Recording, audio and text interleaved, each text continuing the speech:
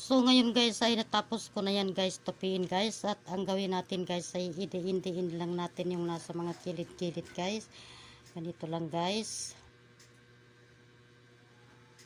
para hindi siya bumuka pag prituhin na natin siya guys. So ganito lang guys. So ngayon guys ay gamitin natin yung ulo ng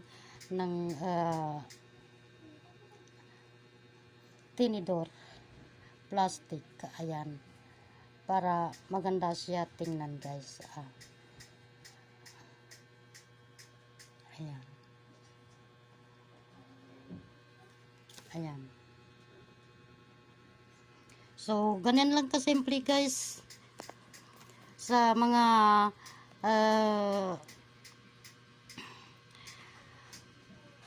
walang ginagawa dyan, gumawa na kayo ng mga ganito dahil easy lang talaga siya guys. Oh, ang ganda niya.